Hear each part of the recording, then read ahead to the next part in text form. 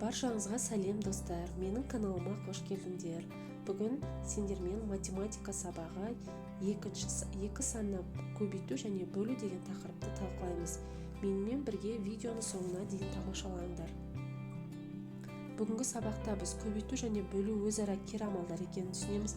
Көбейту және бөлу амалдарының компоненттері арасындағы байланысты анықтауды үйренеміз. Екі санына көбейту және бөлу кестесін құруды үйренеміз.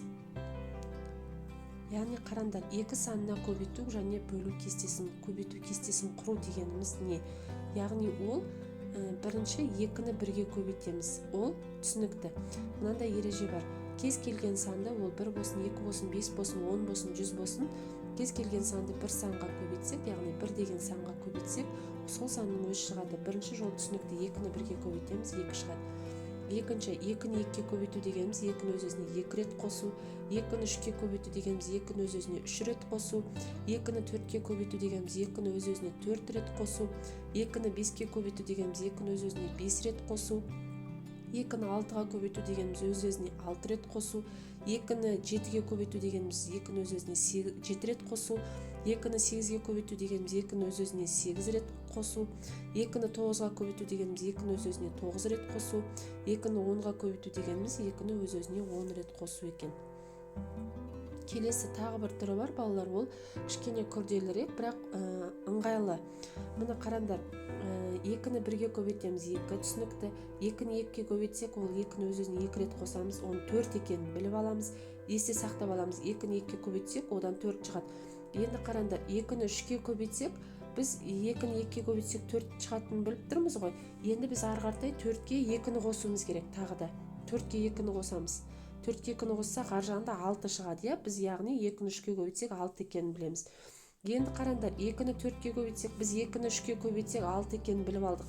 2-ні 3-ке көбейтсек 6, енді ары қарай 4-ке көбейтсек деп отырып ойланамыз да, енді 6-ға тағы да 2-ні қосамыз, ары қарай ойша 2-ні қосамыз 6-ға.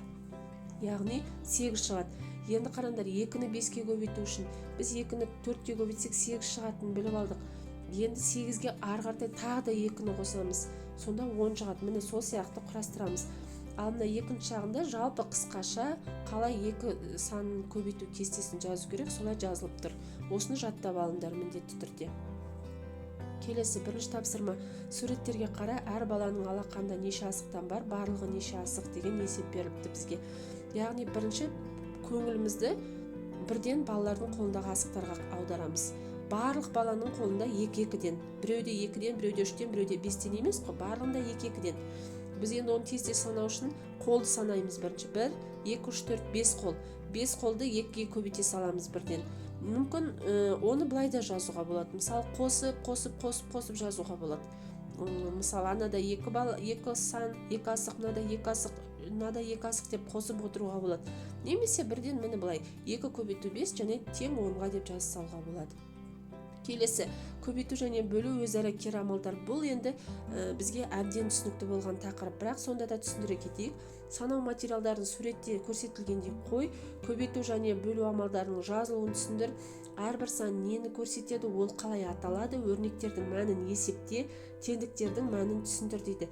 Яғни 2-нің 3-ке көбейтіндісі 6, 3-тің 2-ге көбейтіндісі 6. Осы жердегі ереже қандай? Көбейткіштердің орнын ауыстырғаннан көбейтіндінің мәні өзгермейді деген ереже. 6-ны бөлеміз 2-ке тең 3-ке, 6-ны бөлеміз 3-ке тең 2-ке. Қандай ереже? Бірінші көбейткішті бөлсек, көбейтіндінің мәнін бірінші көбейткішке бөлсек, екінші көбейткіш шығады. Көбейтіндінің мәнін екінші көбейткішке бөлсек, бірінші көбейткіш шығады деген ереже шығады. Бұл жерден біз жалпы қандай ереже шығарамыз? Көбейту және бөлу өзара кері амалдар екен. Алдарыңда формуласы берілген. Келесі, екінші тапсырма. Айсұлудың әрбір секіргені 2 бірлікке тең. Оның 2-3 секіргені неше бірлік дейді. Яғни біз бағана бұл жерден кесте құруды үйренгенбіз, көбейту кестесін құруды үйренгенбіз. Бұл жерде қазір міне қараңдар, 3-4 жолға назар аударыңдар. Бұл жерде бөлу кестесі. Бөлу кестесі жаңағы көбейту мен бөлудің өзара бір-біріне кері амалдар, бір-біріне байланысты амалдар деген ережеге сәйкес жүргізіледі. Қарап, мұқият өздерің түсініп шығыңдар. Бұл жерде барлығы анық көрсетілген.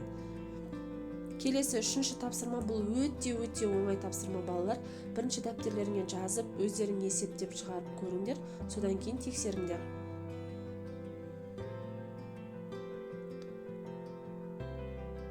Жақсы. Келесі төртінші тапсырма бұл да өте оңай, тура біздің тақырыбымызға байланысты есептеулер, яғни 2-ге көбейту, 2-ге бөлу деген тақырып. Балалар, көбейту кестесін жаттап жүрсеңдер, үнемі есепті өте тез шығаратын боласыңдар, жылдам шығаратын боласыңдар. Бұл соңғы тапсырма балалар, қараңдар.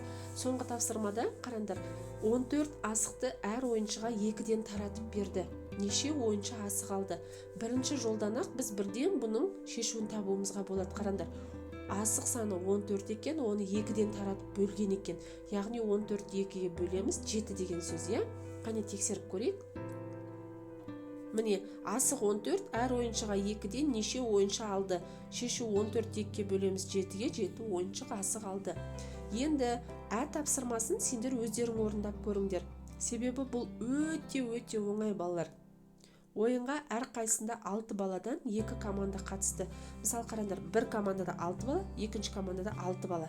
Ойынға барлығы неше бала қатысты. Бізге бала санын анықтау керек. Егер сендерге осы есепке жеткен болсаңдар, осының шешуін тапқан болсаңдар, комментарийға жазып кетулеріңді сұраймын. Немесе өздерің есептеп, мұғалімдеріңе тексертіп көріңдер.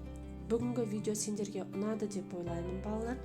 Мұғалімдеріңе соңғы мына есебін тексертіп көріңдер, немесе маған комментарийға жаза кетіңдер. Егер де осы сендерге видео ұнаса, менің каналыма тіркеліп лайк басуды ұмытпаңдар. Келесі видеода кездескенше сау болыңдар.